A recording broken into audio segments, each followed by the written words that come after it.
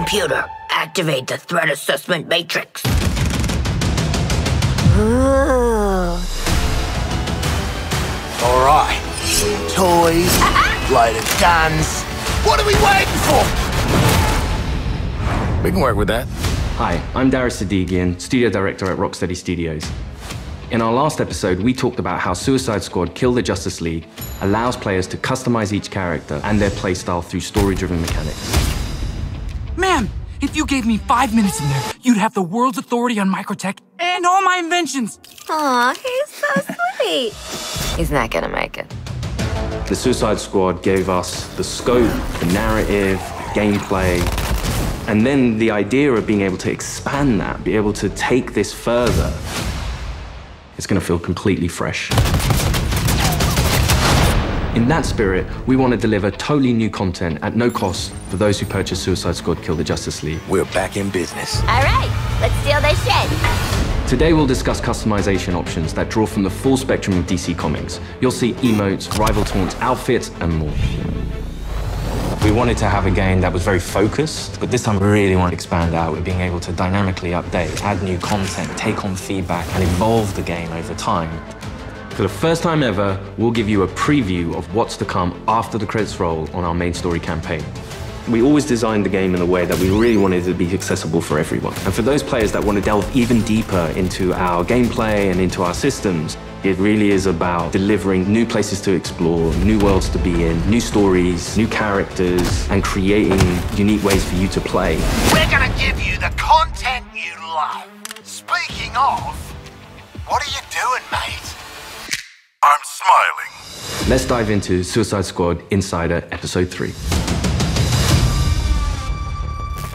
Welcome to Task Force X. From the onset, Suicide Squad, being a squad, felt like the right fit for the kind of game that we wanted to make. You get to play with friends, you get to play on your own, but while you are playing on your own, you're playing with the squad, always. Every aspect of our games, we always look at it through the lens of Rocksteady's treatment. And that just doesn't stop at gameplay, that doesn't stop at story. When we're looking at the social features that we've really introduced into Suicide Squad, it has Rocksteady's approach. What do we think players will have fun with? This game has the mechanics to play kind of socially, competitively, like none of our games have previously, and it really fits the characters of the squad.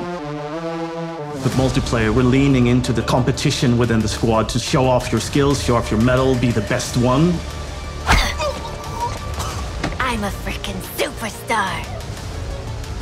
The squad are working together under duress.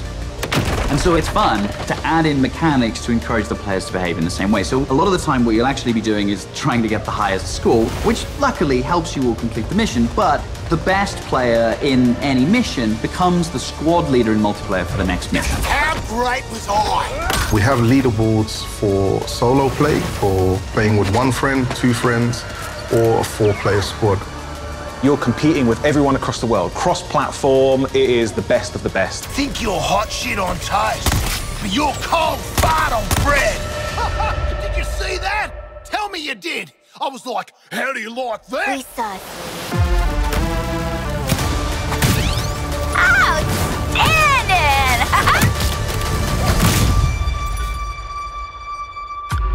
There's some really fun incentives for playing together as well as playing competitively. You can use the equipment that other players have equipped on their characters in your squad with the AI playing as the characters. And those players whose bots you use get rewards for you using those bots. And that's a really fun feature that I think the players will be incentivized because they'll get something out of doing too.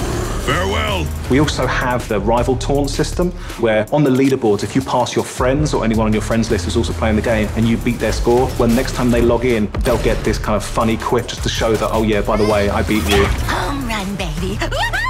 You boot up the game, you're logging in, and then all of a sudden on your screen you get Boomerang giving you the finger. I think fans are going to have a great time with our remote system. Allowing players to kind of communicate in different ways, really in playful ways. As Rocksteady, as creators, this was another opportunity for us to really engage with our characters, extend the narrative through the players' choices with a very cinematic eye. Through the game, we offer many customization options and outfits to the player. You start off in the prison, you get your prison garbs, and then you evolve to the Task Force X outfits. Yeah, right.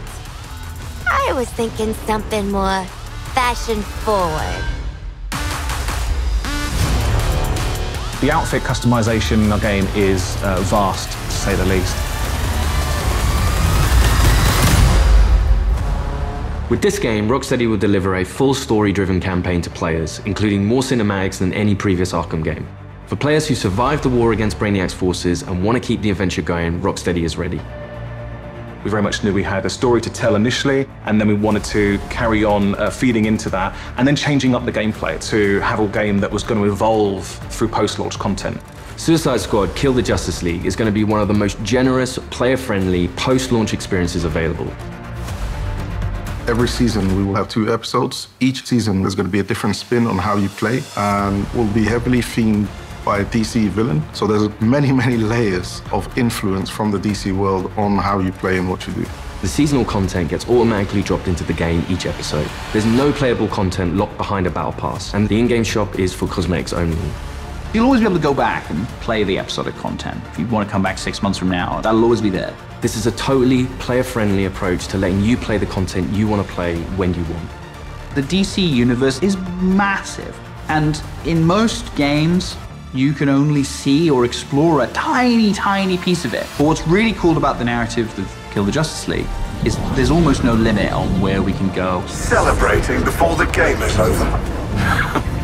In his pursuit of trying to recreate his perfect Colu, Brainiac has been experimenting with some of our favorite DC characters' DNA, creating new worlds in alternate realities. It's these worlds that we call Elseworlds. Brainiac is a genius of 12th level intelligence, but he's also trying to rebuild this civilization that he misses and is lost, and there is nothing he won't do to get there. New Colu will be reborn. He's building a model of the multiverse. It's all gathering data. I will unlock your full potential to serve me.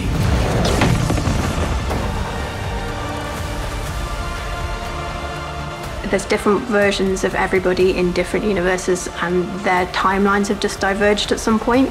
We've got lots of amazing characters coming up in seasonal play that I'm really excited for players to meet. And the Elseworld Principles gives us lots of flexibility and lots of room to put our own spin on them.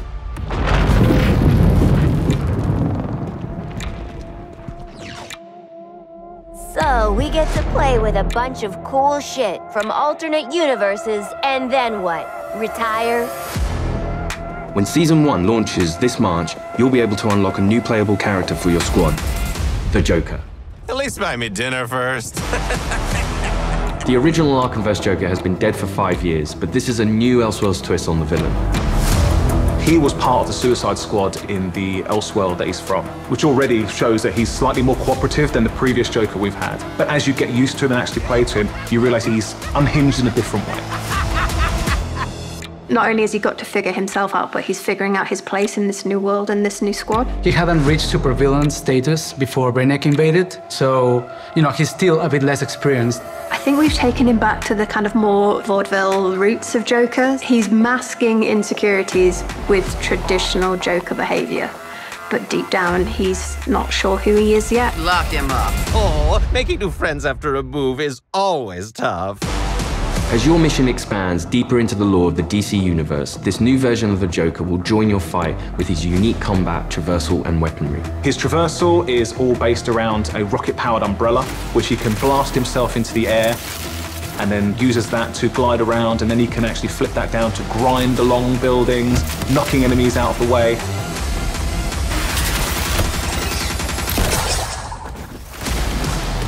And the kind of frantic, vertical and horizontal energy that he has means you've always got to be moving and always attacking the enemies.